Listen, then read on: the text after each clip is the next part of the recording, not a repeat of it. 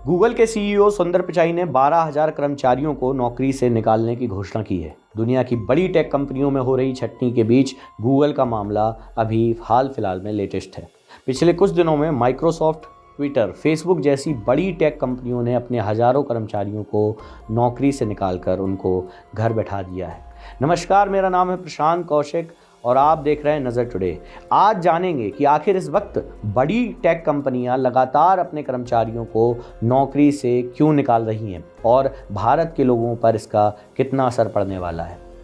नवंबर 2022 में सबसे पहले बड़ी टेक कंपनी ट्विटर ने एक साथ 3,800 कर्मचारियों को निकालने का ऐलान किया। ये आंकड़ा ट्विटर में काम करने वाले कुल कर्मचारियों का 50% था, यानी कि आधी कंपनी खाली। इसके कुछ दिनों बाद ही एलॉन मस्क ने 4,500 कॉन्ट्रैक्ट बेस्ड कर्मचारियों की वहां से छुट्टी कर दी। हैरानी की बात यह है कि बिना नोटिस दिए अचानक से इन कर्मचारियों को निकाला गया था। इन्हें नौकरियों से निकाले जाने का एहसास तब हुआ जब इनकी डिटेल से इनका अकाउंट लॉगिन नहीं हुआ। इस दौरान एलन मस्क ने इंडियन टीम में काम कर रहे 250 से 180 कर्मचारियों को भी नौकरी से निकाल दिया था।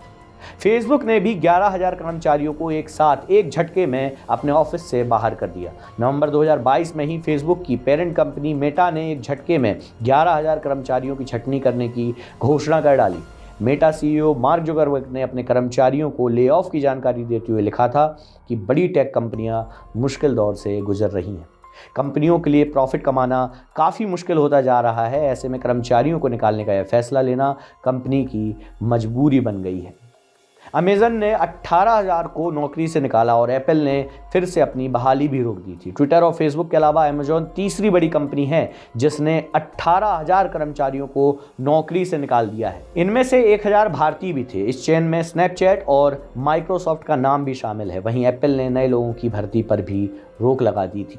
एक्सपर्ट्स का मानना था कि ले ऑफ यानी छटनी का असर गूगल जैसी कंपनियों पर कम होगा, क्योंकि डिजिटल एडवर्टाइजिंग से होने वाली कमाई में कमी होने पर गूगल भी छटनी करने वाली कंपनियों में शामिल हो गया है। 2022 में कुल 50 बड़ी टेक कंपनियों ने दुनिया भर में 1 लाख लोगों को नौकरी से निकाल दिया था। आखिर समझते हैं कि आखिर क्यों बिग टेक कंपनियां ऐसा कर रही हैं और इसकी वजहें क्या है। इसकी 4 प्रमुख वजहें हैं जो हम आपको एक एक करके बताते हैं। सबसे पहली, कोविड के दौरान मास हायरिंग की गई, लेकिन अब इसकी डिमांड नहीं बची है। टेक कंपनियों ने कोविड महामारी के दौर में लगभग हर चीज़ को ऑनलाइन उपलब्ध कराने के लिए बड़े इन्वेस्टमेंट किए थे। इस दौरान ऑनलाइन क्लासेस, मीटिंग्स जैसे प्लेटफॉर्म से लेकर ऑनलाइन शॉपिंग और खाने की डिलीवरी कर रही कंपनियों ने अपना अपना बिजनेस बढ़ा लिया था। इन कंपनियों ने बड़ी संख्या में लोगों की नौकरियां देकर मार्केट की डिमांड पूरी की। मेटा के सीईओ मार्क जुकरबर्ग ने अपनी कंपनी के 13% यानी 11,000 कर्मचारियों की छटनी की वजह कोविड महामारी के दौरान की गई मास हायरिंग को ही बताया था। जुकरबर्ग ने पोस्ट शेयर करते हुए लिखा था कि महामारी के दौरान टेक्नोलॉजी के क्षेत्र में बढ़ती डिमांड को देखते हुए हमने बड़े पैमाने पर नौकरियां दी। हमें उम्मीद थी कि डिमांड आगे भी बनी रहेगी, लेकिन ऐसा हो न सका। मेटा को डिजिटल एडवर्टाइजिंग में कमी आने की वजह से लगातार नुकसान झेलना पड़ रहा है। कोविड महामारी का असर कम होने के बाद बड़ी टेक कंपनियों के मुनाफे में लगातार कमी आने लगी है। टेक कंपनियों की कमाई का एक बड़ा हिस्सा डिजिटल एडवर्टाइजिंग से आता है। महामारी के बाद मार्केट डिमांड कम होने का असर एडवर्टाइजिंग पर भी पड़ गया है।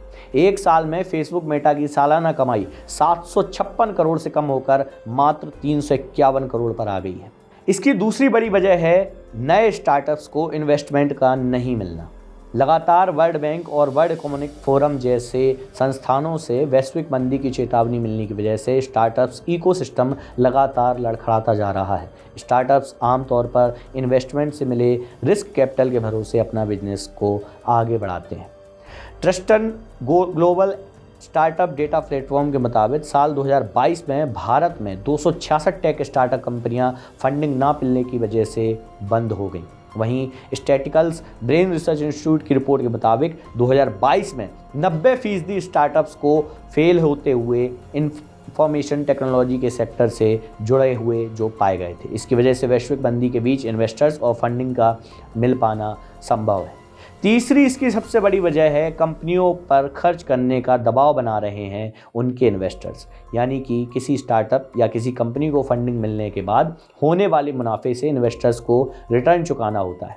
मार्केट में डिमांड कम होने की वजह से कंपनियों की कमाई कम होती जा रही है। ऐसे में उनके रिटर्न चुकाने के लिए कंपनियों खर्च करने की लगातार कोशिश कर रही हैं। इसी का नतीजा है कि लोगों की नौकरियां जा रही हैं या उन्हें नौकरी से निकाला जा रहा है। गूगल के इन्वेस्टर्स TCI फंड मैनेजमेंट के डायरेक्टर क्रिस होन ने सोशल मीडिया प्लेटफॉर्म पर एक पोस्ट शेयर करते हुए लिखा, गूगल को अपने प्रॉफिट मार्जिन के टारगेट फिक्स करने, कंपनी के शेयर बढ़ाने और नुकसान को कम करने की सलाह दी थी।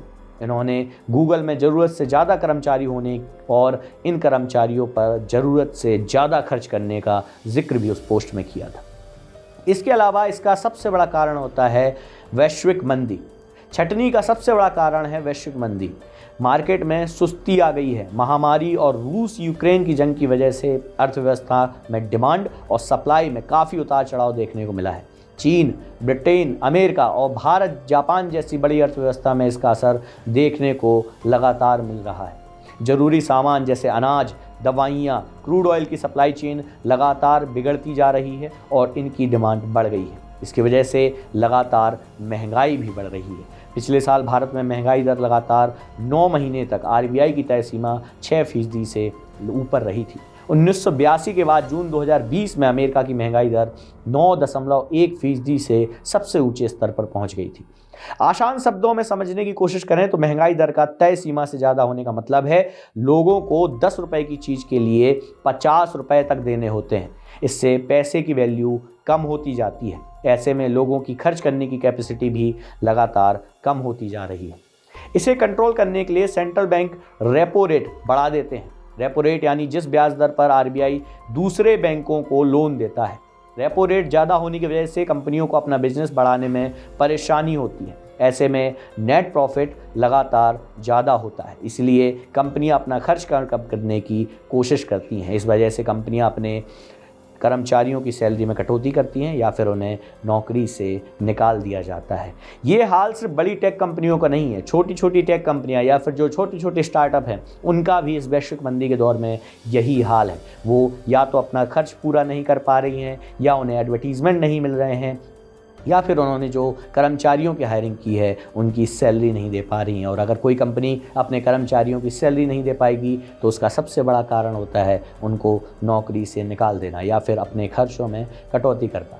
नौकरी से निकालने की वजह से कई लोग बेरोजगार हो जाते हैं और देश में या पूरे विश्व में बेरोजगारी का आलम बढ़ता चला जाता है। ऐसे में महामारी, भुखमरी और महंगाई का बढ़ना भी संभावित है।